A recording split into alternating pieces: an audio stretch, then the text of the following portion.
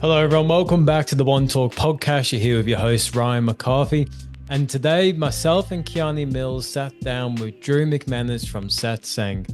And within today's episode, it's an incredibly vulnerable and insightful conversation with Drew about the challenges of balancing his creative passions, his personal life, spiritual journey, but also we touch on his music, career, and everything that's happening at the moment. We dive deep into topics like the pursuit of success, the difficulty of managing mental health on the road, the importance of finding mentors and the spiritual foundation, and the need to redefine what true fulfillment needs. Drew shares raw and honest reflections about his struggles with chaos, self-care, and the pressure of living up to others' expectations. It's a powerful discussion that touches on universal themes that we can all relate to. So get ready for an episode that goes to the heart of what it means to be human, to be an artist, and to continually work on becoming your best self. I can't wait for you all to dive into today's episode and check it out. Every month on the One Talk podcast, we feature a new GoFundMe to be featured to bring awareness to someone in need. And for December, we have a young fella named Aaron, and he's fighting cancer. He's got a diagnosis of mouth cancer, and he's needing support with his battle with cancer at the moment. So I want to bring Aaron to December for the One Talk to be able to bring awareness. And if you could check out the link in the bio, I'll leave it there. Maybe you can share it with a friend or family member on socials.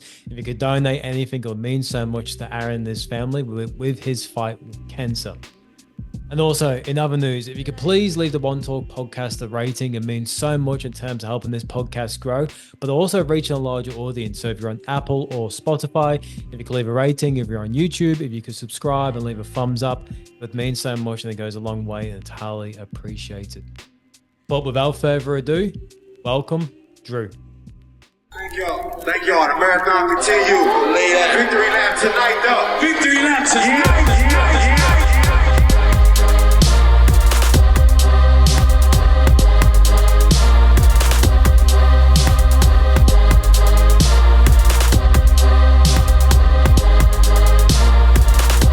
Welcome to the One Talk podcast with Ryan McCarthy. The marathon continues. That's what you would say.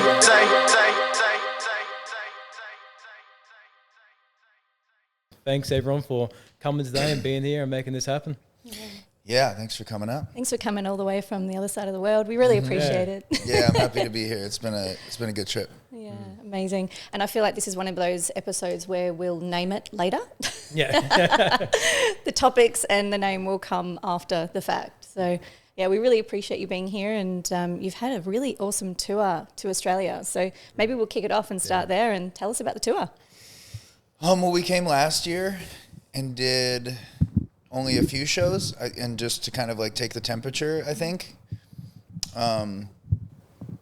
Yeah, this fella Dan, who's now a good friend, invited us, and we were kind of have always looked at the Spotify data and seen there's like 4 Australian cities in the top 10 at all times.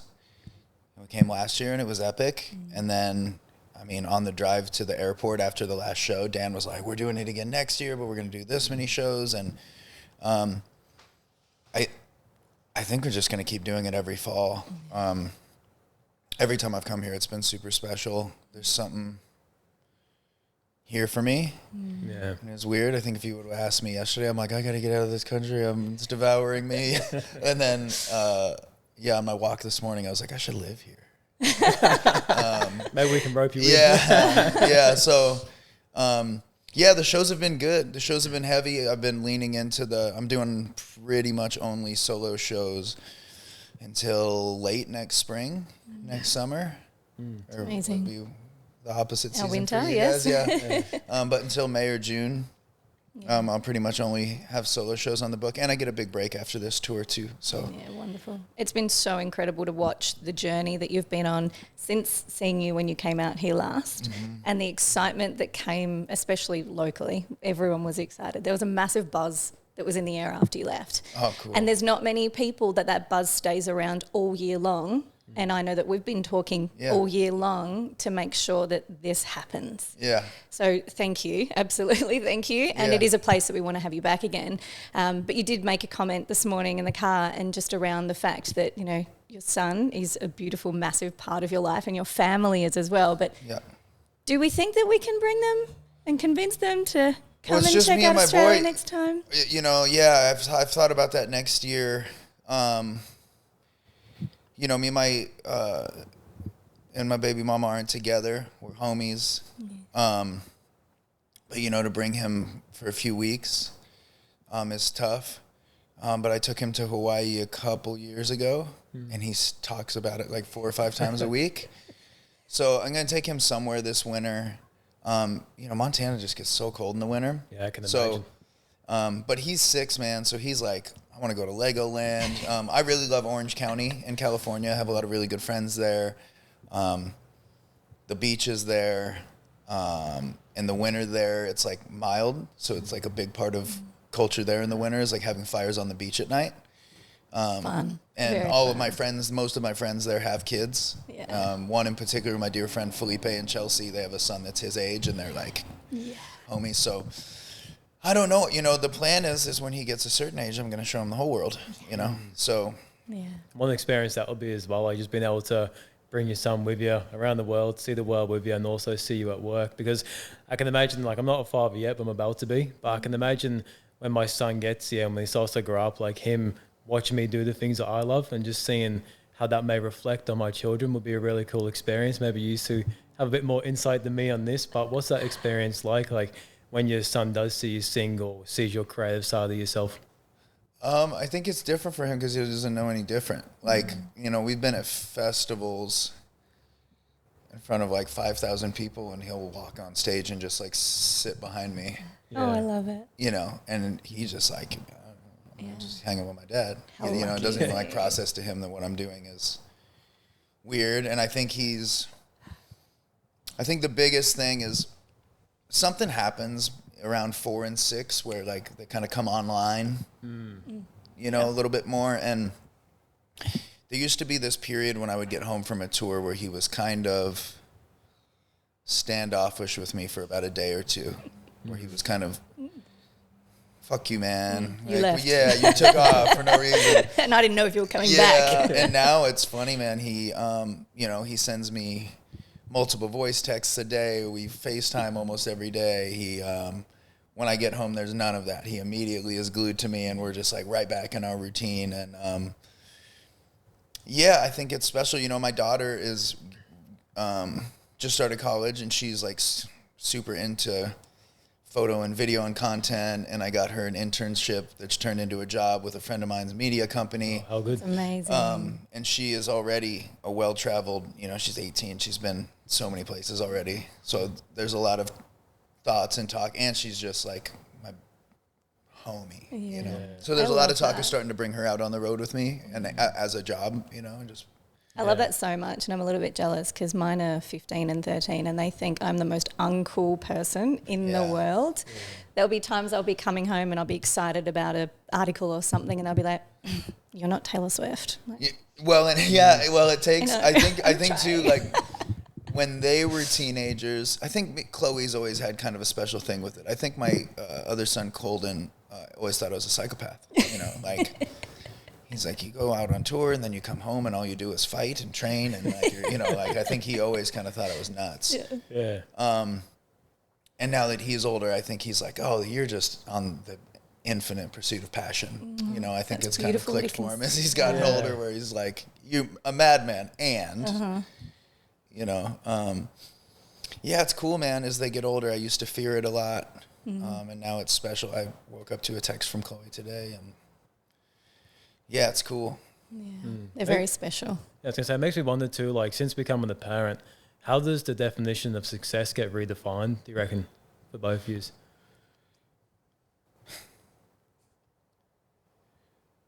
Fucking dude, I was like this morning, I was like, just don't cry today. That's actually been a lot of what I've been like turning the past few days. I feel like touring has gotten really hard for me.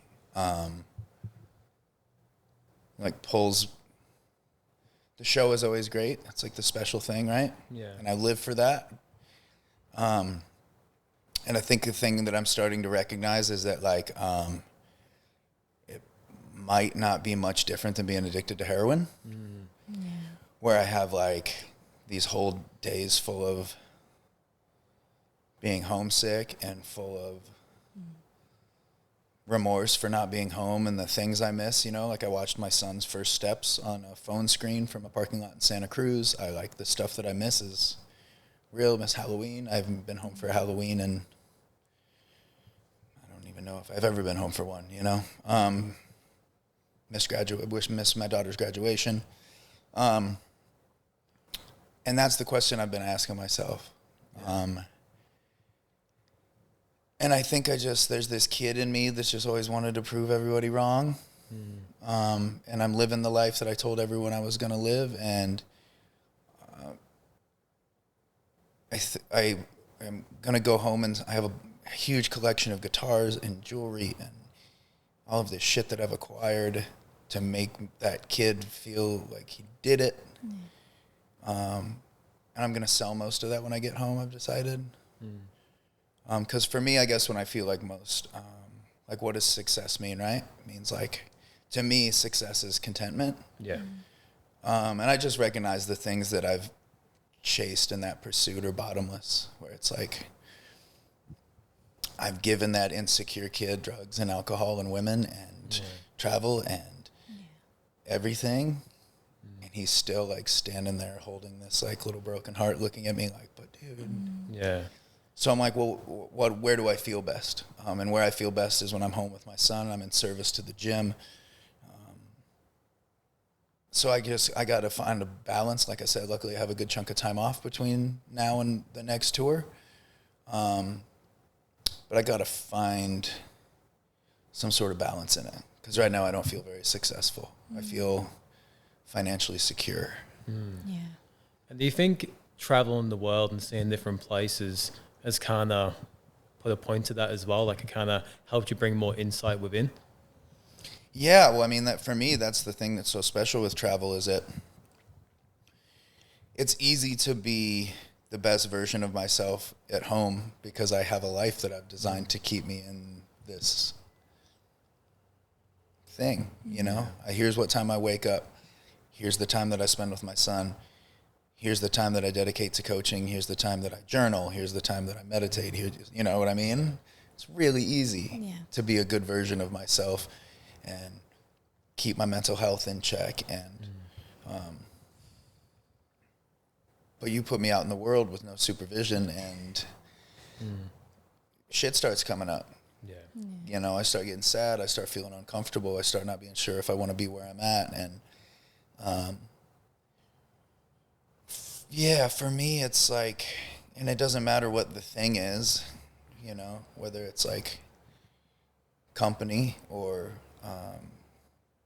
alcohol or drugs or whatever. I think that's always been my struggle is like just not feeling safe, really, I guess, you know? Yeah. And I feel really safe on stage, but that's 90 minutes of a 24-hour day. So it's like, what can I start setting up? And I think for me, it's like God, I think, is kind of the missing link for me when I'm out here, because I get out here and I'm so... It's so easy to become disconnected. And no one's going to check me. You know, as long as I'm playing the show, like, no one's going to tell me, hey, you shouldn't do that. Hey, you shouldn't do this. And I'm really notoriously bad at taking care of myself. You know, I'm last on the list. So that's my work this winter. It's like, I got to figure out how to find a new way of talking to myself that's far more loving and caring and forgiving and graceful, rather than feeling all of these things, handling them poorly, and then on the other end of that, handling of being like, you dumb son of a bitch, you did it again, you failed everybody, you failed yourself, and you know, and man, I can stay stuck in there. And it makes me curious too, because I know with songwriting, like, it is a good expressive, like therapy expressive, where you're writing it down. But also, is there another side to it where you could potentially get stuck in the cycle of the things that you're writing about? Like, you may get stuck in the thing that you're expressing. Is that an experience that maybe yourself or songwriters may experience? You know, I write in such modes. You know, like, I just went through this crazy thing where I released a single every 2 weeks for like a while. while. All those hip hop joints. Yeah. They were cool. And I'm excited to get back to that, but I also have to do shit, I guess. I'm going to make a solo record because it's something I've been talking about for years. And this idea of like, to just make a damn record of me playing a guitar and singing and like fuck a producer and all of these different instruments and all of these things and just be like, man, just sit down with a fucking microphone and sing these songs. Yeah. Yeah. And for me, there's some stuff written for this record, and I'm scared shitless about the songs that will be written in the next few weeks that are going to go on it. Yeah. Because Especially of where I've been. Given what's been going on. Yeah. And I'd love to link back just for a minute here, and I feel that in those moments of heaviness and turmoil and potentially negative self-talk and feelings and emotions, is it easier in those moments to look at the areas that aren't working and go, all right, I need to find balance?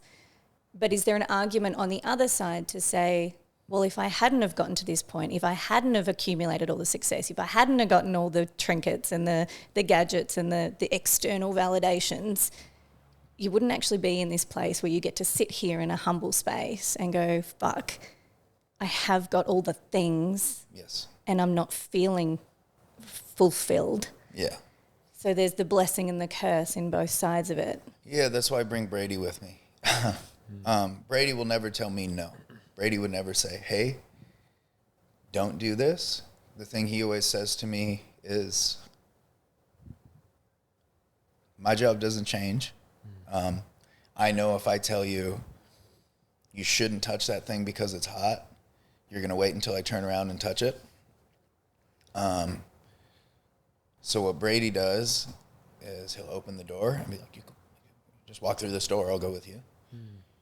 Or you can go do that thing. Yeah. And then I do that. And then afterwards, he's like, so what have we learned here? You know? And for me, that's just always how I've learned. And no, I think you're completely right. It's like, it's all part of it, you know? And I think that's the thing that's felt really daunting for me, and what I've been digging into the past few days is it's just like, fuck, man, is the self-work bullshit ever done? Like, I just keep thinking I'm going to get to some place where it's like, we're good. And it's like, no, that's why people become, you know, Neem Karoli Baba devotees, and they're like, no, I need my tie to this thing. Or that's why people are in 12-step programs forever, even when they've been sober for 30 years, is because it's like, I need to stay tied to this thing that reminds me that I am a fallible, fucked up human being, and that's okay. Yeah. And I just need structure around me to keep me in between the lines. Yeah. And like, for me, I guess I've just always had this crutch that's like, I'm a songwriter, so I'll be fine. Because if I can burn my life down, and I'll just make 2 records about it, and then I'll be like, oh, it all makes sense now. It's all a that lesson. was why. It's all part of the process. Right. And now being given this so that I can write. Yes. And now I'm like, but what if not? Like, what if you just took care of yourself? And we're writing from that place. Yeah. And it's all good. It's all good. It's like, I think that's the thing in the last 24 hours that kind of pulled me out of this, like, 3-day cave I was in, of just like, it's okay, man. Like, it takes so much for me to look in the mirror and be like, bro, it's okay. Like, you're allowed to fuck up. You're allowed, like, the fact that you even have the capacity to say, I fucked up. I am not doing my best. I am fallible and flawed and need to work on this. It's like, most people don't even do that. They're just, will justify and justify and justify. And blame others. Yeah, and for me, I just am like, I need to learn how to be able to turn that voice on a little sooner, you know, instead of, you know, beating the shit out of myself, you know, and just be like, hey, it's okay. Well, we start today then. Yeah. And then we can start again tomorrow if we need to, and the next day, and the next day. Yeah, and then we have time, and that I just know the type of person that I want to be and that I'm capable of being, and that I feel like when I'm at home. And it's just like, that's fine, okay? Then it's easy. They're like, well, why do you feel connected in yourself at home? How come there's no mistakes really made at home? Yeah. You feel centered and safe and zero need to self-medicate in any way whatsoever. Like, why is that? It's like, well, because I'm surrounded by things that make me feel love and contentment and purpose. My son, the gym. So it's like, okay, well, we just got to figure out how to transfer these things to the moving environment. And realizing that I need a mentor, I think, is a big thing that I've come to the conclusion of the last few days. I don't got nobody. I don't have a dad. I don't got, you know what I mean? I don't got anybody to call. Yeah, someone to lean back on those times when you really need just like a bit of word of advice or someone to listen to you, or maybe a bit of a direction or anything. Yeah, and Brady is, he's my best friend on the planet. There's no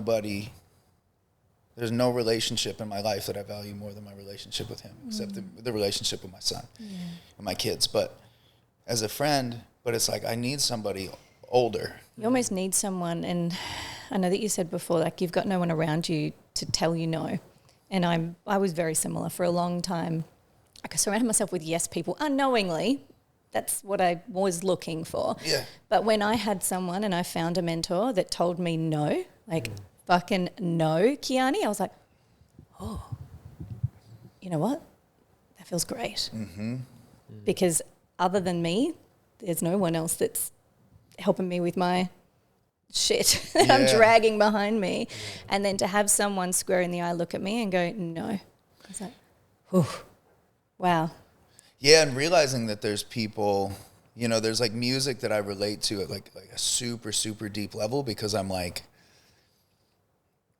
I don't know, it's so funny. I don't want to sound like a hipster goon or something, but I think like people listen to like an artist like Kendrick Lamar and they're like, man, he's so good. And I'm like, you have no idea. Like his album Damn, I'm like, yeah, we'll just go deep on this thing. I had a psychedelic experience when I was like really young. Yeah. That I was like laying down watching these two entities argue over like who was going to get me. And one was like obviously the Jedis, and the other one was very dark. And I remember the dark one being like, I already got him. Like, what are you talking about? There is no battle to be had. I already have him. Look at him. Look where he's from. Look what he likes. Look who he surrounds himself with. And that thing, the past couple of years, keeps coming up. And that album, that's what that album is about. That album by Kendrick, Damn. It's like this battle going on between evil and good for him. Lust and lust. Exactly, right? The 7 deadly sins. And my favorite things, my brother just said this to me, my brother Travis. He goes, yeah, bro, you gotta be careful. The devil knows the Bible too, buddy. Yeah. You know what I mean? Sure. And I even had someone say as well, like when you pray, there's two people listening as well. Oh, yeah. Yeah, and if you're favored by God, then you're favored by the devil. If God wants you, say wants you more. And what I'm starting to realize is, for me, like especially in the music I've written the last year, and this is like, and I believe this with my whole being, most of the music that I made, all of those hip hop singles, most of that music was for God. Yeah. Where I was like, finally saying thank you and being like, I'm going to put your goodness in my words and I'm going to carry this goodness. And it was because I had this time off and I was at home and I was just so feeling this spiritual contentment and ease. And I wrote this thing the other morning, and it's like, yeah, bro, you carry God in your heart, but Satan runs the world. Yeah.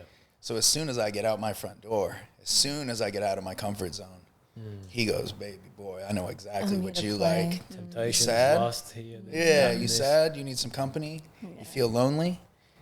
And it's this rub on the back with one hand, and then there's a knife in his other hand. And he's like, yeah, bro, just let me lull your ass to sleep, and then I'll get you. And I'm starting to recognize that battle for me is real, and that it's something that I need to pay attention to every single day when I'm out here, and start seeing things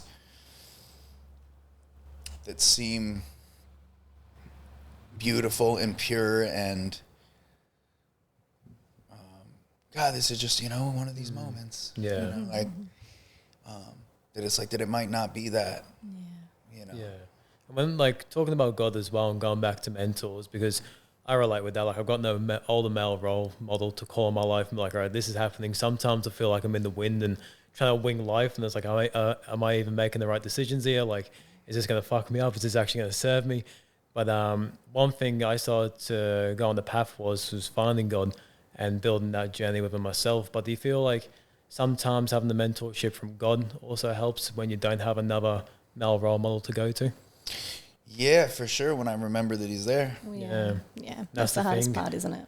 Because when those dark times come and when the devil does come back up, he tries everything to make you forget. Yeah, for me, it's gentle. For me, it's not like, for me, it's gentle. For me, it's like, you should have a glass of wine. I'm like, yeah, I'll have a glass of wine. And then I have a couple shows where I'm like, I don't have a drinking problem. I had 2 glasses of wine yesterday. I had 3 today. I'm not waking up hungover. I'm not none of that shit. And then, boy, it don't take long for me. Yeah. So for me, it's always this gentle escorting in. And it's like, that's a really good word. Yeah, and it's this, there's like just enough softness and sweetness in it that it doesn't feel bad. Yeah. And it's not until I've gone too far.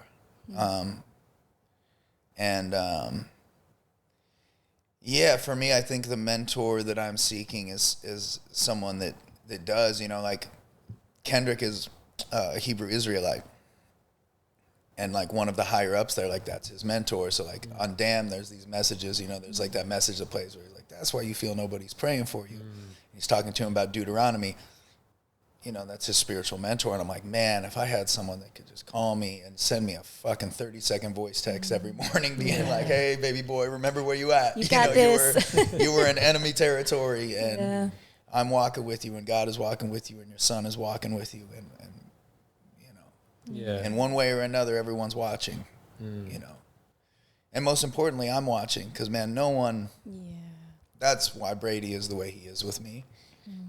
There's no one that's going to be harder on me than me. He doesn't need to lecture me or make me feel bad. He knows I'll beat the shit out of myself. Yeah.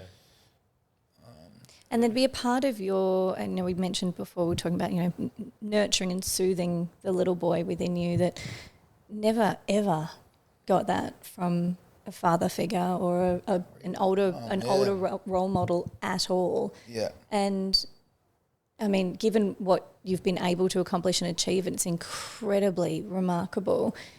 I feel like for anyone, I look at my children who their dad's not in their lives, and I try so hard to put external males in friendships, mentorships, even me trying to play that role of both at times. But I know deep down that there's nothing in the world that's ever going to fill that void in replacement, because that is a part of, every child is born with 2 parents. Yep. And that is a part that I can't expect them to heal. I can't heal for them. That's a part that they are going to have to eventually kind of go on the path of healing themselves. Yeah. And so I acknowledge you for being who you are in this moment without having had that, and knowing that void is there, and being willing to go into the depths of looking at that and nurturing your own little boy in those moments. Yeah, I think a big thing for me too is, when I'm home, I go to therapy, and I'm starting, I think for a long time I thought exclusively it was like, yeah, because you didn't have a daddy, so of course you're all fucked up. You're like, like, I don't got, Oh, there's way more. Yeah, and my therapist asked me once, do you have a memory of your mom? God, and I hate saying shit like this because I'm never trying to break her heart, but it's just real, do you have any memories of your mom holding you, cuddling you in a time of crisis? Nah, not one. Not one. And I remember the time that I needed it most. I was 15, 16, and was going through my first breakup with, that first love is just like, we're going to be together forever. And, my mom has always been a go to work, come home, watch TV. That's it. Yeah. And I went down and sat next to her on the couch and was like, hey, like, I feel like I'm really fucked up because of this relationship. And, do people go to counseling for stuff like this? She was like, sometimes. And then I was like looking at her, and I remember I started crying, and she went. And I remember like in that moment of just like, and I have terrible memories of being a kid of my dad abusing me, and my mom knowing and not doing anything about it. And so for me, that little kid is just like, I had done IFS therapy for a while, which is essentially like you finding these little versions of yourself. And I think it helped a little bit, but it was just like, this is just parts of that little kid. Like what part is the kid that wants to burn it down? How old is he? How old and which version of the kid is the one that wants to self-soothe, the one that needs company to be okay? Like, and realizing, like, I don't think that's the approach for me. I think the approach needs to be completely stripped down and rebuilt and completely based around spirituality. And it's the only way that it's going to work for me is acknowledging everything that happened to me happened for a reason. Yeah. And yes, it's remarkable that I've made it to where I'm at without any of that. But now the real work starts. And I think I used to lie to myself and say, like, well, the work is I'm just going to be a good dad. I'm going to be the dad that my kids call when they're going through anything, which is a big part of it. But that doesn't help me right now.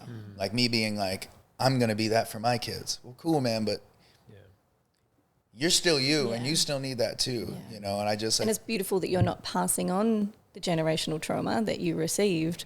But there's still a lot of healing. I'm still all fucked up over here. So like, good for my kids, but I'm still hurting too, so. I had a really funny experience with my kids though, because I parented them in the way that I wished I was parented.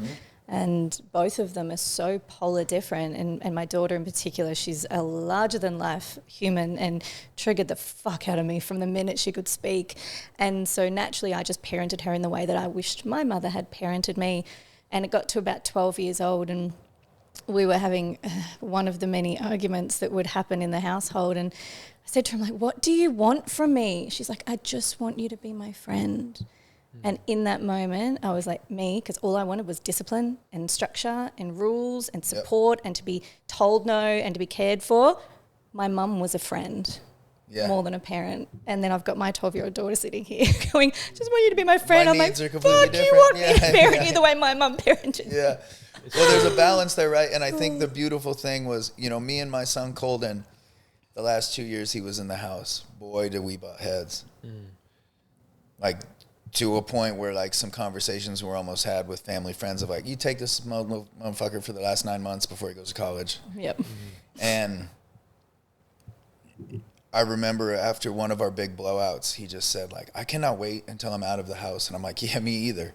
And he's like, I can't wait because I can't wait until you and me's relationship isn't based around you trying to help me and tell me what to do and how to do shit.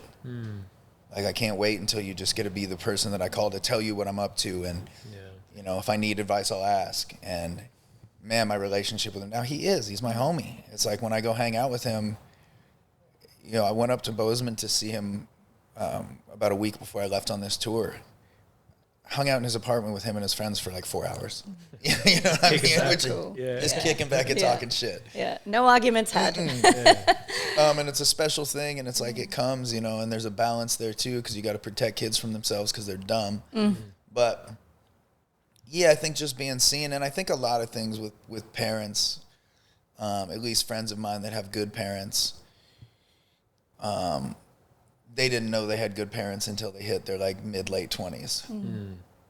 My tour manager, Greg, he was just such a black sheep growing up, and so like Jason Mraz type figure. He was just a wild little artsy goofball, and always thought his dad was just kind of this square whatever. And now, man, he just is like, I've realized like that's more than anything I want to be my dad. Like, and realizing who he was for their family, how he showed up for his wife, how he showed up for his kids. You know, now that he has a baby, he's just like, yeah, I want to be my dad when I grow up. Yeah. You know? I feel like kids too just want to build that deep connection with their parents as well. Because like I'm a youth worker, so I work with young people from like 8 and onwards on the sunny coast here. And one thing that I've seen is that I can build a rapport with someone, give them the exact same advice their parents told them, but because they had it from me, they'll actually take it on and actually put it into action. Yes. Yeah, they don't want to listen to us. Yeah, but it's because like once you actually connect with them on that level, on like a heart, soulful level, I feel like then you have a bit more trust and less boundaries and walls up with the parents as well. That's one thing I've really seen when you get to become friends with your kids. I think that serves such a big purpose, hey? Yeah, and I think to me that's what's so special about the gym, you know, and coaching. And I always kind of see these dudes as peers, and I forget all of the time, you know, in the last 6 months or so, it's become very clear to me for me to be a good coach, I can't really be friends with y'all. Yeah. You know, and that was taught to me by Will, who owns the gym, and who was that to me. And now we're friends because he's not my coach no more. Yeah. We're peers. Yeah. But on the rare occasion that I have, like, okay, we just had 8 guys on a fight card, everybody won, we'll go out and I'll babysit, and then I get out and I'm like, yeah, y'all are 24 for sure, and I'm 37. Like, you know what I mean? So I think a lot of it sometimes too is like not even realizing you're mentoring, because I had said that to Will. I'm like, for his birthday, I asked a bunch of people in the gym, you know, like, could you write me a couple paragraphs about how Will's changed your life? So I made this book where it's like a picture of, most of the pictures are like me and them and Will after a fight, and then these paragraphs about how Will's changed their life, you know, and it just made his heart explode, and I knew it would. It's amazing. But I had told him, like, yeah, I don't really do the mentoring shit, man. My department is punch, kicks, knees, and elbows. If you got any other questions, man, I'm probably not your guy. Yeah. And then a fellow at the gym had heard me say that, and he was like, no, dude. Like, there's been shit that you've said to me when I've, like, brought up a thing that's, like, completely changed my perspective and approach to it. Like, you were the reason that I broke up with this chick. And I'm like, what? Like, yeah, man. Like, you told me, like, no, you deserve this type of support. If this is the path you want to pursue, this is how your partner should show up for you. I was like, oh, shit. Better be careful what I Yeah, say. exactly. So it's like, I think you're right on, you know. I think I always had searched for mentors, and I just got the wrong ones. Yeah. You know, I got put on to dumb shit young, but I didn't know any better. I was just like, well, I need money, and these guys are making money, and they're showing me how to make money, which they're teaching me how to be self-sustainable so I don't have to rely on anybody. And Survival. it's survival, you know? And I think that's another big piece of it too, of like, if I just would slow down, it's like there's nothing to survive right now. Like, I'm safe. There's nothing chasing you. No, there's nothing chasing me. And if I could quit chasing shit. Yeah. Yeah. Oh, okay, that's a really great segue. I'm so sorry, but I've been dying to talk to you about Storm Chaser, because when I first heard you sing that song on your last tour last year, the words hit me like a ton of bricks, and I was standing in that audience crying like a baby. It was like he's literally taken the words out of my life and my experience and written that song. And would you mind, just off the back of the segue of what we were just talking about chasing storms, share about the song and where that song came from for you and how it relates? Yeah, so fall of, late summer of 2022, I had, I guess, the closest thing you could have to a nervous breakdown. I felt like I was alone, and because of just the stress of life, you know, my ex-wife wasn't able to show up for me how I needed her to. So then I felt super alone. So then I started drinking again, and I would like go off on these trips. Like I would be like, I'm gonna go rent an Airbnb in the middle of the fucking mountains and just be by myself for a week. Just go sit up there and drink and stare at the river and catch fish. And then this narrative started of like, I don't think I should be anything to anyone. I think I should be alone. And Then I had to go on a 6-week tour. So I go on to a tour where everyone typically knows me as showing up not only sober, but the focused, here's what we're doing, captain. You know what I mean? I'm the captain of the ship. And I showed up on that tour and told everyone on day one, Greg is our tour manager. I pay Greg to tell us what's up. Greg's in charge. Don't ask me shit. And I drank the whole tour. And boy, did I make a mess.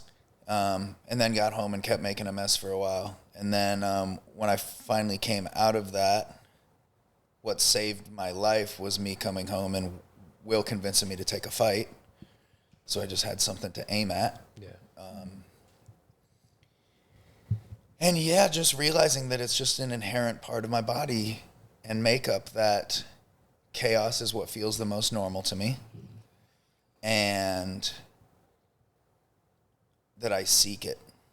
And that I seek mountains to climb, and not always the good kind. Sometimes the good kind. But a lot of times I'm so good at going through shit. You know what I mean? I'm so good at it, and I usually get really good art out of it. Yeah. So I think that song is just me finally acknowledging that, like, you could give me a house made of gold, and I will run away from it. Yeah. Just for the sole purpose of everyone being like, why would you run away from that? And be like, I know, right? It's too easy. Yeah, and I just am, that I seek chaos. And now, so it's like a trippy thing, right? Because now I'm playing this song. That's what I'm calling this next album. And now I have such a funny relationships with the song because I'm like, okay, yeah, we got to play this song. But this isn't what I am. I'm not a storm chaser anymore. I was a storm chaser. Should I change the words? And it's like, nope, that song is where it's at. And save the not a storm chaser for the next album. Yeah. So it's just like, recognizing that part of myself that seeks out chaos and fears peace and fears contentment. While I'm simultaneously now realizing that all I've ever wanted was contentment. I just didn't know how to accept it because it feels so fucked up to me. Yeah. So uncomfortable. That's the thing with chaos too. Like in order to get to peace, we have to master the chaos.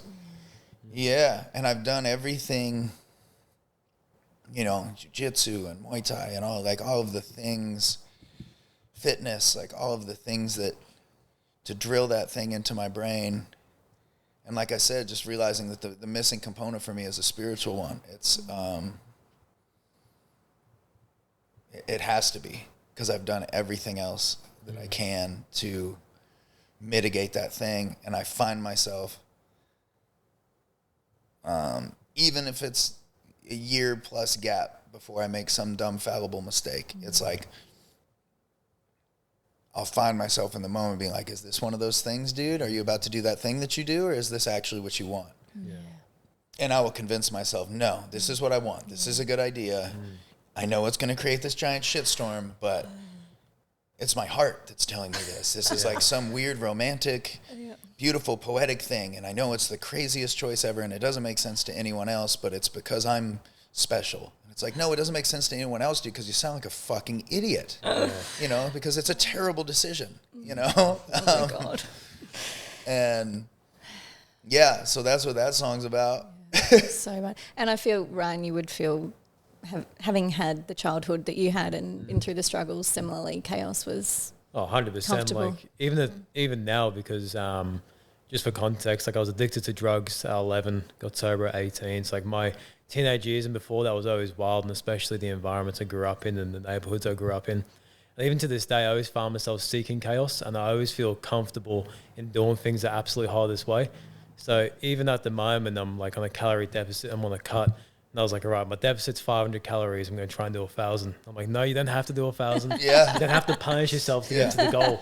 And I always find myself in that line and trying to walk across that line of not having to punish yourself to get to the goals in life. And instead, there is an easier way. But then I find if I start doing things like the more comfortable, easy way, I get bored and I fall off track and I don't continue on the path of getting to that goal. Then I find myself becoming destructive elsewhere in my life. So I find, for some weird reason, when I am attacking a goal, I've got to have a bit of chaos mixed in it, because if I don't, I get destructive somewhere else. Yeah, and that's the tricky thing. Like, Brady and I are both going through that with fitness. Like, Brady tore his psoas, and how Brady has always dealt with his mental health struggles is by working. He's a freak athlete. And me too. Like, when it's time for me to go lift in the morning, I'm not like, okay, we're going to let's go in here. How are we going to serve our body this morning? It's like, no, man, I am like in the gym going through the darkest, meanest. I need to be the scariest, meanest weapon that has ever walked the earth. And then it's usually by like the time I get home and I'm drinking my protein shake, I'm like, damn, we got kind of dark in there today. You know, and it's just like, what if I could change that relationship of like, we're exercising because it's good for us, dude. No one's coming for you. It's the subtle little changes, isn't it? As you said, it starts up here. Yeah, and just changing language sometimes. Yeah, and that's what I struggle with is the self-talk. Like, you know, Tuesday and Wednesday for me this week, I know all the shit. That's the thing too. I'm like, okay, well, let's change our voice. Like right now we're really sitting in the sad soup. Yeah. So it's like, well, what are you proud of yourself for? I'm like, it doesn't matter what you're proud of yourself for. We know all this shit. You know what you're proud of yourself for. That's not the issue. Yeah. You know, you being a good dad that ain't helping right now. Yeah. You know, so it's like,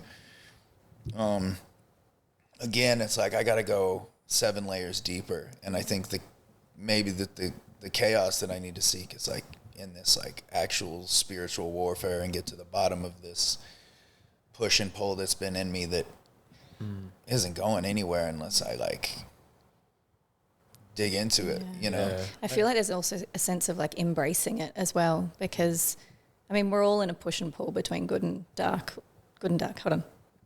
light and dark. I'll get Good there and evil. eventually. Yeah, they're all there. There's always the push and the pull there. And yeah, I guess the sense of embracing it and embracing the dark, to be like, hey, I know you're there.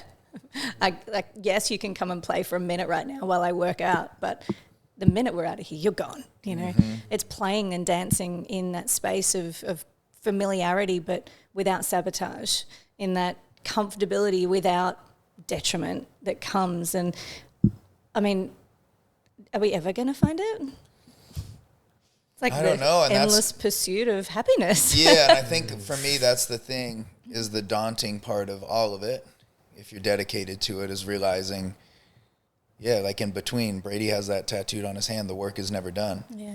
And it's like, when we remember that, to me, that is a graceful statement. Right? It's like, I think the thing that's so attractive for people that pursue jiu-jitsu in depth, that are like, I'm getting my black belt, I'm in for life. Yeah. It's because there's no end to it. You don't get to the end of jiu-jitsu. There's no end to fighting. There's no end to like I feel like most things you can pursue, there is a mountain that you eventually get to stand on. And like we were joking this morning, it's like jiu-jitsu, you get to the top of this mountain and then you're like, fuck, there's 6 more continents? You know, it's like this bottomless thing that's changing every day. You know you don't get to the end. Your black belt doesn't mean shit. Every black belt says the same thing. I got my black belt and then I started over. Yeah. So it's like, I think the grace for me is going to come as I start leaning into, there is no end goal here. The end goal is to get a little better every day. This work doesn't stop, and it's okay. And you're not done fucking up. That's a beautiful thing too. Like when you do look forward into things that can potentially be improved or altered, because then you know you're taking steps every day for things to potentially get better. Because, you know, as we grow and as we get older, things do evolve. Our goals evolve. Probably our beliefs and values may evolve as well. That changes over time. But that's why I know you're a big fan too of like Nipsey Hussle and this saying, the marathon continues. Amen. Because like even when we get to that next pit stop and we rehydrate, we go again to the next one and we go again to the next one. I think it's a beautiful thing, and we have the privilege of being able to experience that side of life too, you know, where we do get to those next stages of life. We do get to push ourselves to the limit and see what we're capable of, but then also pulling that back and make sure that we're not being destructive in that process as well, you know, like making sure that you do stop at every pit stop and rehydrate, not being like, I'll skip this one, I'll sprint to the next one, roll my hammy, maybe roll my ankle and all this stuff, get to the next one, I want to be able to run for the next 6 months. and making sure that we do slow down along the way and take those chances to rehydrate. Yeah, and for me, recognizing that, you know, my girl sent me this clip this morning, this Nipsey clip this morning, of him saying, you know, the most important business you're ever going to run is you. Yeah. You know, and me kind of, fuck, that just hit me like a ton of bricks. It's like, well, none of this shit is going to work if I'm not okay. Yeah. So right now, I don't got to be in the business of selling records or T-shirts. I need to be in the business of making sure my heart is in a good place. Because I don't want to do any of this shit. If, you know, I've just have felt like going on tour for the past 6 months for me, it breaks my heart. And I'm like, I put my mental health through this meat grinder for this idea of growing this thing. And I'm like, maybe the reason that it's not growing is because I'm standing there with a fucking hose overwatering it. Maybe the thing that would make it grow is if I just slowed the fuck down and we're like, hey, fuck the bells and whistles, fuck a 7-piece band, fuck a tour bus, fuck all of that. Yeah. Here's me with the guitar. Hope you dig it. If not, that's fine too, because your opinion of what I'm doing does not make or break me. Yeah. I'm good either way. And I just have this weird gut feeling that like this next season for me is going to be abundant, because I don't give a fuck if it's abundant, because I'm going to learn how to be abundant for me. And I don't need any more money, and I don't care. Like, my business is me, and this industry is so goofy. It is this never-ending comparison game of, why does that person sell more tickets than me? I could outright that motherfucker in my sleep. This band sucks, and they're doing better than me. Who cares? Yeah. And I just got to I think as soon as I drop the hose and just be like, I'm just going to trust that it rains and the shit grows. Yeah. It's probably what's going to make it grow.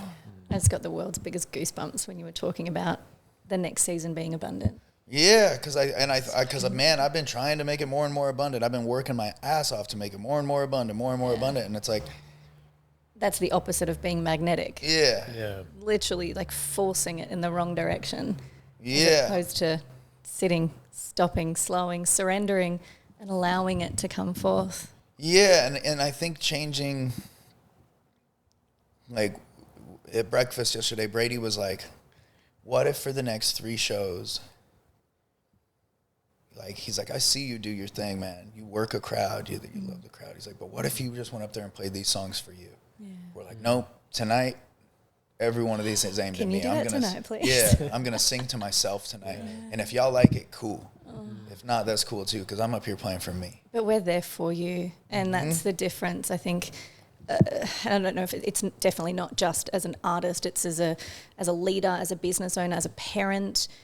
We put so much premise on being who we need to be for the people that are in front of us that we lose ourselves so quickly. Yeah. I know for me it happens in a minute. I walk into a room and I'm feeling a certain way. I see one person, the mask goes on, the facade goes on, and I'm them. Yep. Whatever the fuck you need me to be, I'm here. Yep. And then I walk out and I'm like, oh God, that was exhausting. Holy shit. Yeah. Like, why? And we hide in it too. I let know. myself land at the door. Yeah. And I think it's because we don't want to let people down. It's inherent in our nature. I think especially if you're a good person, you know, you're not trying to move through the world in a way where you're a taker. You want to be a giver. You know, and for me, since March, I mean, dude, I have gone straight from tour to fight camp to tour to fight camp. Like, I'm talking, get home, don't even unpack my shit, and I'm in the gym doing a private with one of our guys getting ready for a fight. And I love it. I love that. I love showing up in that way, and I love the relationship that builds with the boys, because I know it doesn't go unnoticed that they're like, what time did you get home? I'm like, I got home at 5 this morning. I'm like, what the fuck? I'm already in here, you know? But realizing, like, man, you know, Nako is a friend of mine, and we were really close for a while, and then we weren't for a while, and then we've been speaking again, and it's been such a funny thing. You know, he made this album, Take Your Power Back, in 2020, and God, there's a couple songs on that record where I was like, that I just come back to and back to and back to, and one of them is this song called Slow Down, and I sat at the beach yesterday. I listened to it like 10 times and just bawled. Yeah. He's just like, yeah, slow down, my guy, you know? And then it's like, I need to give myself that permission. And I feel like the fear-based thing or the mask you're talking about, we're scared to let people down. And it's like, but if I'm letting you, I'm not responsible for your feelings.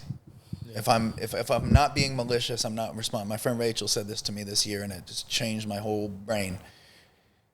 If I'm not being malicious, I'm not responsible for your feelings. If I'm saying, I don't have the mask in me today, and that hurts your feelings, that is your shit. That is not my shit. Because I have to take care of me. I have to. Or everything else will suffer. And I think that's the trap that we get into in that like hustle culture thing that I've been so embedded in for so long. And the acquisition of shit is like, it doesn't matter, man. Fuck you. We got to go. Like, run it. And it's like, I'm probably showing up at like 18% for everyone because I'm running at this pace. Yeah. Where it's like you're saying, it's like, well, what if I stop and took the water? Yeah. You know what I mean? I just stopped and had a drink. Yeah, then it's like, our equity starts to go up for people, you know? And another analogy that Brady uses is like, people say, you know, tend to your garden, you got to weed your garden. Yeah. Like, I don't got no weeds in my garden. I got a bunch of flowers, but I got to start picking which flowers should get the water. Yeah. Because there's a finite source of water. I love that analogy. Isn't it shit, though, that somehow ingrained in us as humans, all of us humans, well, actually, no, maybe I'll just say us good humans, have this innate built-in ability to care for others and not ourselves? Yeah, I think it's a symptom of not feeling cared for. So you know how, for me anyway, I think it's like, I know what it feels to not be shown up for, so I'm going to show up for you. Yeah. I know what it feels like to not feel seen or heard, so I'm going to make sure I see and hear you before I see and hear myself.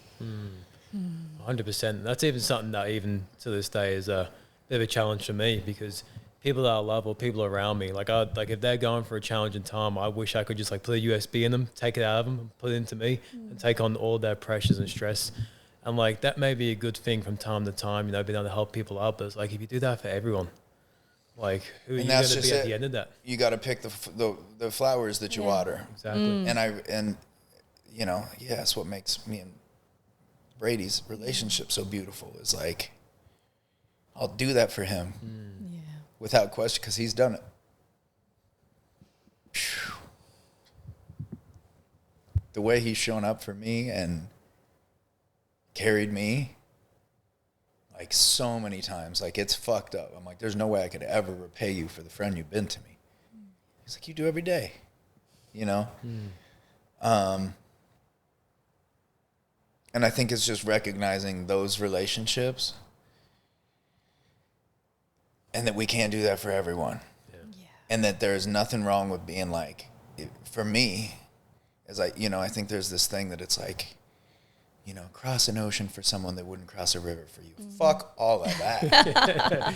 No, like, if you're on Team Ocean, then I'm on Team Ocean with you. You know what I mean? Like, I will carry anything of Brady's because he's carried mine. You know, and it's like, we can't do that for everyone. We don't have the bandwidth. We don't have the strength. There is not a backpack big enough to do that. And it's absolutely okay if there is only a couple of people that you have capacity for. Yes. Especially when you've got children and touring, things like that. Like, our capacity levels, they're ours to own. And it's no one else's responsibility to care for our capacity except ourselves. 100%. And I think that's the tricky thing for me when I leave home too. When I'm home, my circle is so small. My schedule is so dialed. There is no variation. You know, I mean, barely variation in what I eat every day. Like, it is such a dialed process.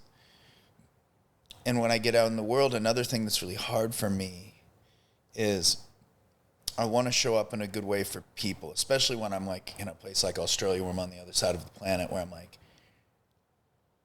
I don't have the energy or emotional space right now to hear 500 people on their way out be like, I was going to commit suicide and then I heard this song. You know, it's hard for me because I don't know where to put it. But I go do it because I'm like, I think half of it is I just want you to feel seen. I want you to see me as a guy, not as like some like, I ain't got shit figured out, bro. I've been crying all week. You know what I mean? So you're looking at me like I have some special shit figured out because some songs I wrote when I was 26. I don't know what the fuck I'm doing, man. So I want to see people not at this stage looking down. I want the opportunity to look them in their face and give them a hug and just be like, yeah, if you want a picture with me, what the fuck ever. But really, like, I don't know, man. And trying to figure out the balance, because somewhere in there's a balance. And in the States, I have a good grip on it. And sometimes I'm available for it and sometimes I'm not. But I think I'm just starting to realize, too, like, it makes my internal shit harder when everyone around me is looking at me like I got my shit together. 100%. Yeah. It's like they're expecting something from you. Yeah, or at least they're telling themselves some story about me, and I just don't want them to think that that's real, you know? And I think we have such a tendency to do that with people, particularly in the arts and with music. You know, we like, you know, like to me, that was the whole insanity of what Nako went through. It was like, if I know that dude and I know his heart, and 99.99% of the things that were said about him weren't true. If he was a rapper, he would have been fine. Yeah. So true. But he wasn't. And he is one of the greatest songwriters ever.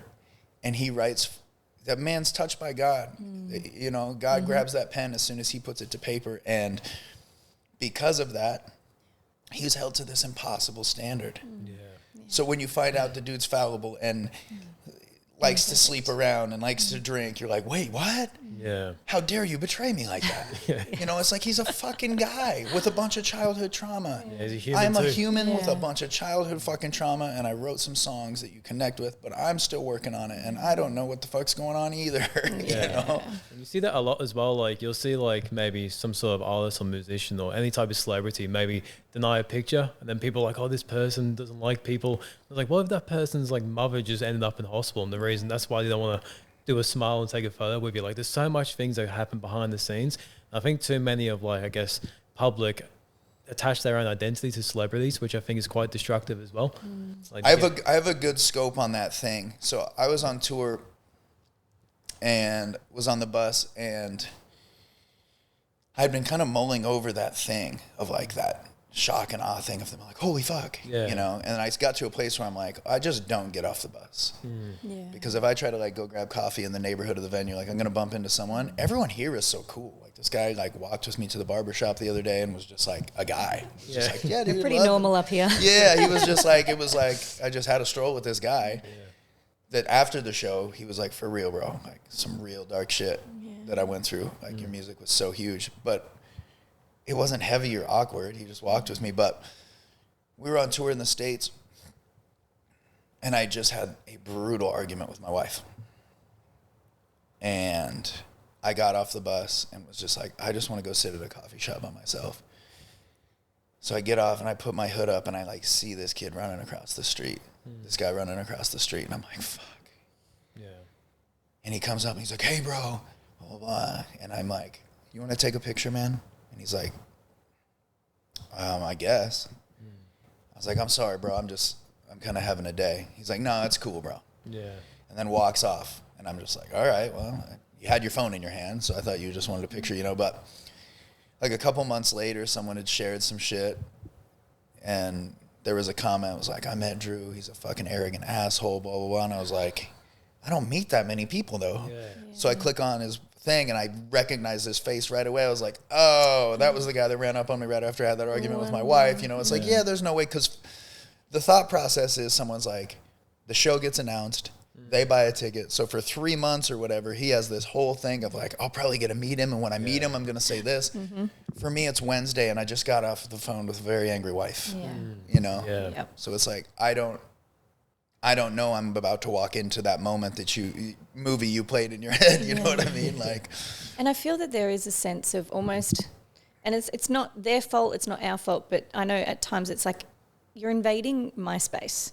You're invading my little bubble, you know, that little bubble that we get taught about when we're kids, where it's like, if you don't want someone in your bubble, you walk away or you move your space. But I guess being someone who is, I guess, in the limelight or, you know, has a stature in the community, it's almost as though your rights have just been, nope, he's now put himself in that position. Yes. He's now up here. You asked for it. He doesn't have the human rights like the rest of us do because we're just humble, you know, servants.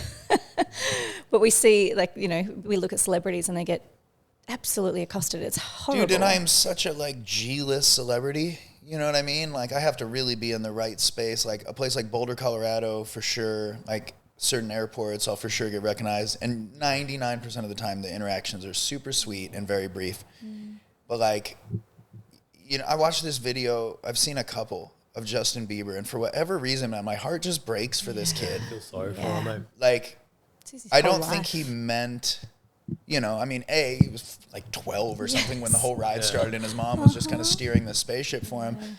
But he's one of the most beautifully creative people ever. And the way that I've seen these videos where he deals with paparazzi, where he goes like, hey, man, like, I'm a fucking guy too, you know? Like, I'm literally just trying to take my girlfriend to look at some purses, and like, you got 100 pictures. Yeah. Like, I know you're doing your job and all that, but could I just have this moment with my wife where I get her a bag? Yeah, it must be frustrating too, like when people don't respect it either. So I think I've seen at least 10 videos of him saying that to paparazzi. And they're Yeah, and like his song "Lonely" is probably one of my favorite songs, and the way he describes it in that song is so beautiful. But then it gives you a lot of insight to what that would be like. Hey, like, well, God, and we think of like, that's the other thing for me when we're talking about like, what am I chasing? I couldn't handle much more attention than I have right now. I don't think. You know what I mean? Like, It's like, where am I taking this rocket ship why to? do I want it to get bigger? Yeah. What's going to happen when it gets bigger? Yeah. Survey right now says over the past 3 days, lonelier, scarier, harder. And, you know, I imagine being at a place like that where like, I want to go grab a cup of coffee with my friend. No, we'll send someone to get coffee and they'll bring it here. Well, but it's beautiful. Or I you want to take go your for a security walk. guards. Yeah. Okay, well, yeah, we'll take the security guards. So now there's 7 giant dudes walking me and Brady to go get coffee. That's not going to draw any attention. No, You know what I not mean? at all. And it's just like, Subtle. our culture says that's the pinnacle of life. What that more is could you want? That money, that fame, that success. What more could I want than that? To be able to go grab a fucking cup of coffee with my friend and sit by the beach and not be bothered. With a big happy heart. Yeah, you know what I mean? And it's like, if Yeah.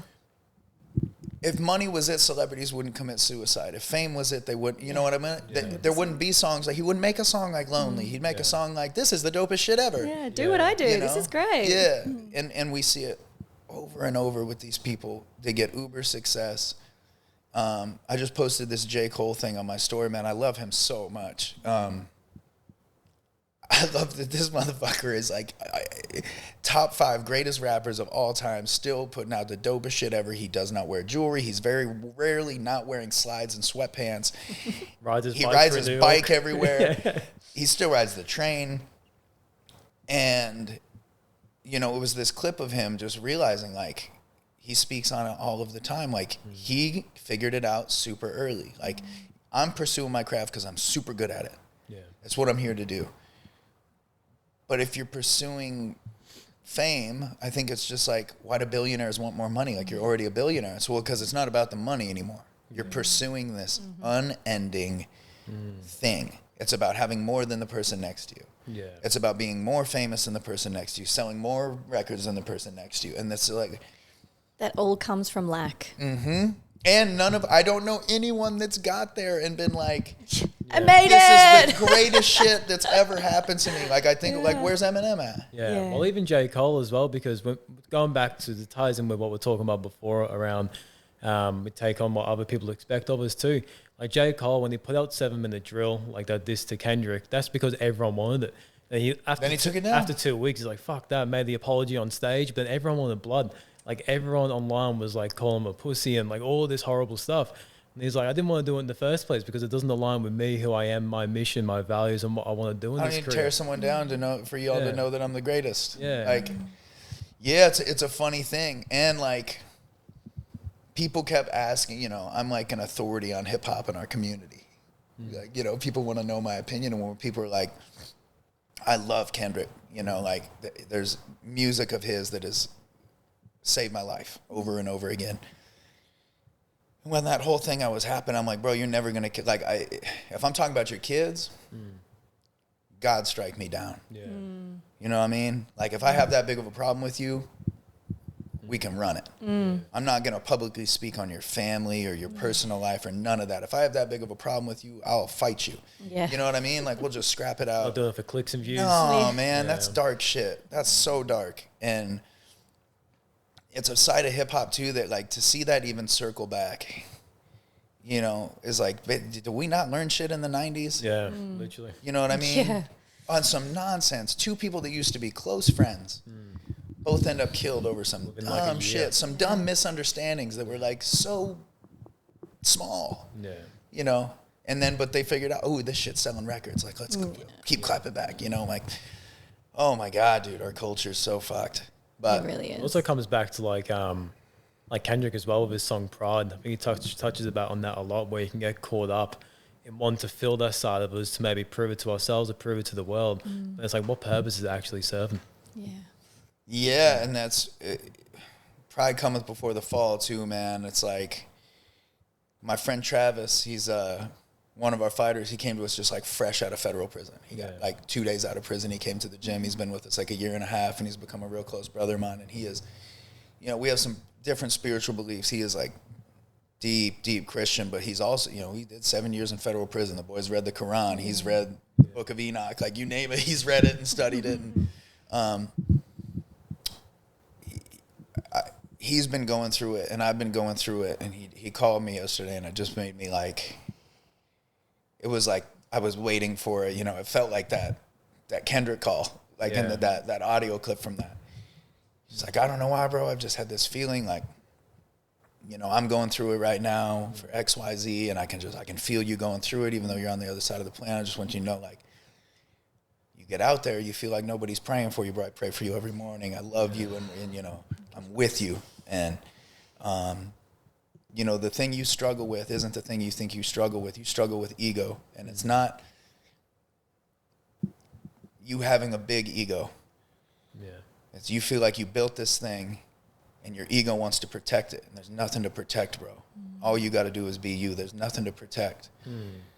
It's everything you're scared of, and every hole that you're trying to fill, it's just your ego trying to keep something safe. But there's nothing to keep safe. No one can take anything from you, bro. And it was just exactly what I needed to hear in the moment. I had was kind of starting to come out the other end of this little 70-hour depression. And then when he said that, the truck just like rolled off my chest of just like, yeah, there's nothing. I don't have anything to preserve here. Like you can't take my songs from me. You can't take my name. Yeah. You can't take my music. Yeah, Trevor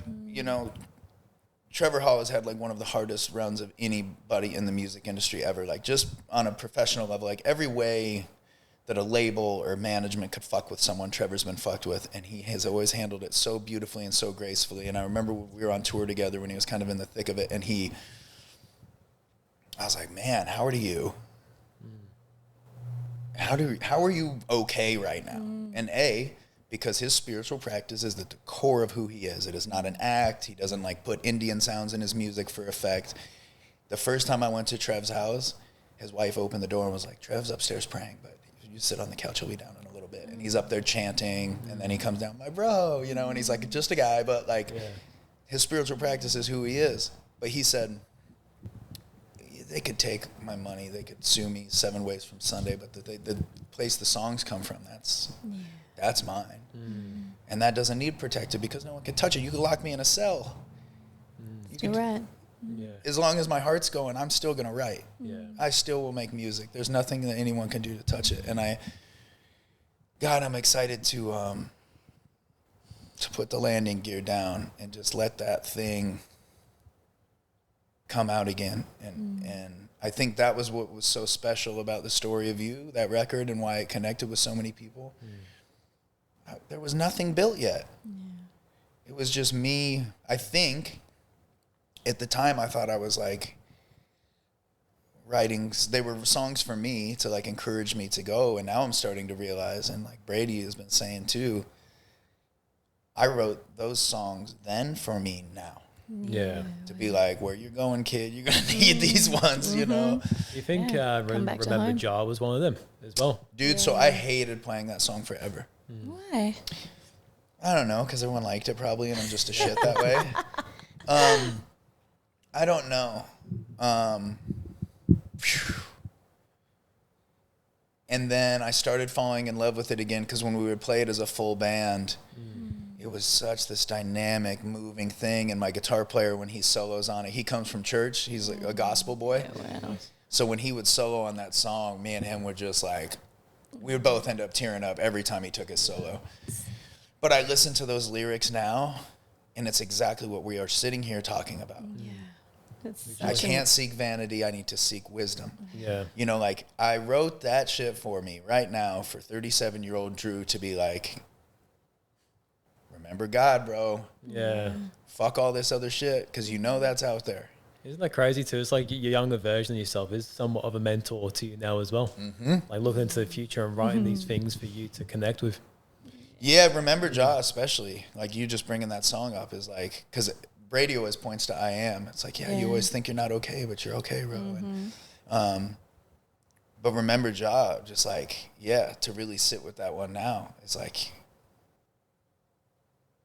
it's exactly what we've been talking about for the last hour. Yeah. It's like me like needing to remember that God is at the center, front, and back of the entire thing. And if I forget that, that's when it gets fucky.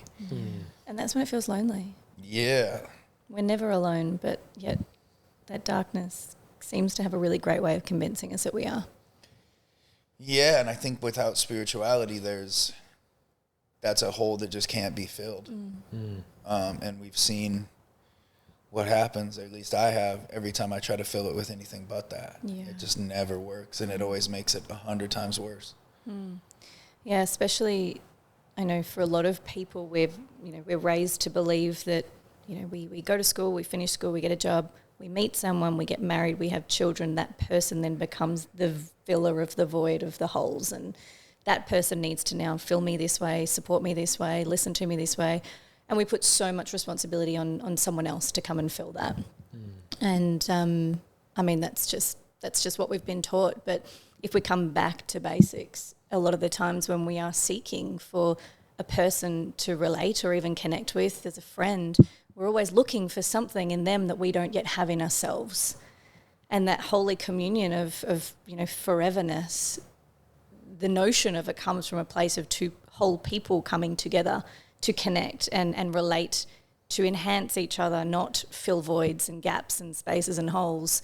And again, it's like that song, Remember Ja, always brings up such an emotional space in me to remind me that I have everything I need inside of me, and I can, with the right guidance and protection and belief and support and trust and faith, be as full as I need to be, to then be able to, discuss or relate or meet or connect. And that song has got such an emotive power and movement behind it. So I'm really glad it came up today. I feel like I'm excited to play it tonight now that we're talking about it. I feel like it might be a little theme song for the episode. Yeah, it's a funny thing too, of like, I guess the thing I've realized in partnership too, I think that I've always in women looked for a mother.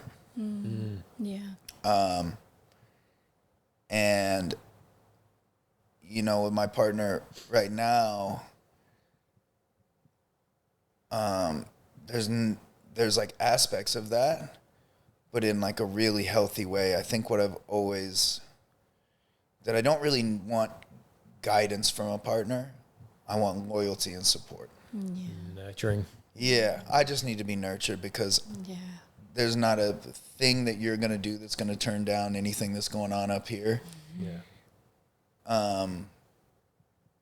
At least that's always what I've thought, was like, well, I have these own internal battles, and with my partner now, I just feel safe. It's like head goes onto that lap and it gets real quiet.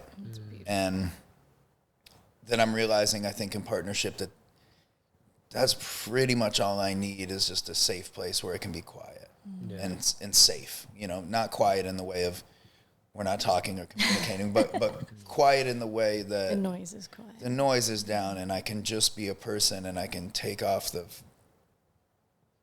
garb of what I am in any given room, and just get to be seen as a person, you know. Yeah, it's so beautiful.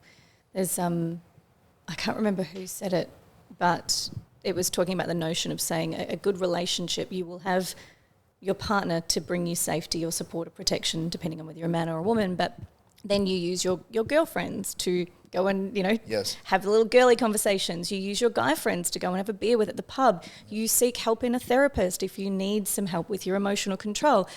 But yet again, it comes back to that we put so much into all the expectations of another and their responsibility on holding everything for me in every single sense, including my mother, my father, my auntie, and my uncle. Yes, yeah, and then somehow stay mentally healthy enough while you're being all of that for me. Yeah, and know what I'm thinking. Absolutely, you know, meet all my expectations. And that's, read my mind. You know, I think for a long time too, like that's just what I've realized, right? Is that like in my very small circle at home, like, you know, my 3 or 4 people that I would call my closest friends at home, when we're grabbing coffee, we ain't talking about sports. You know what I mean? It's like we're right into the deep end right away, talking about the big stuff.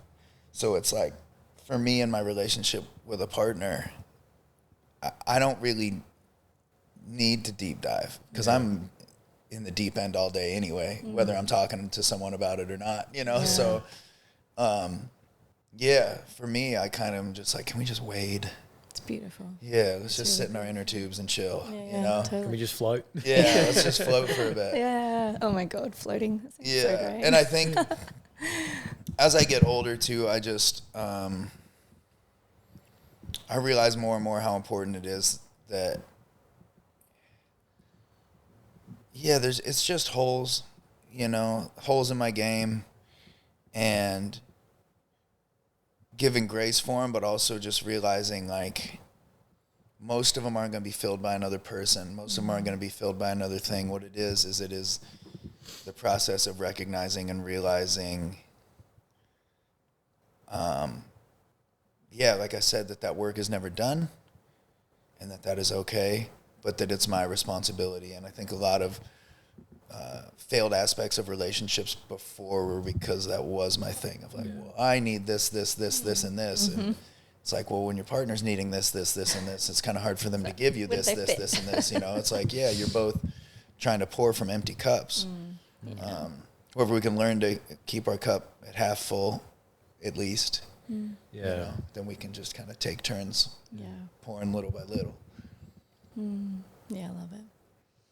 Right. Well, I don't have any more questions. How about you, Kiani? Oh, no, I feel amazing. It was great. I think we covered so many different topics from so many different angles, and thank you for your vulnerability. Yeah, thanks for coming up here. You did say that it might have been a bit of a vulnerable one, and it's beautiful to witness you in that, so thank you. Yeah, now we'll go sing. Now we go sing and dance and have an incredible night. Yeah, I'm excited to play tonight. Amazing. Thank you. Yeah, thank you guys. Cheers, bro. Yeah. Thank you.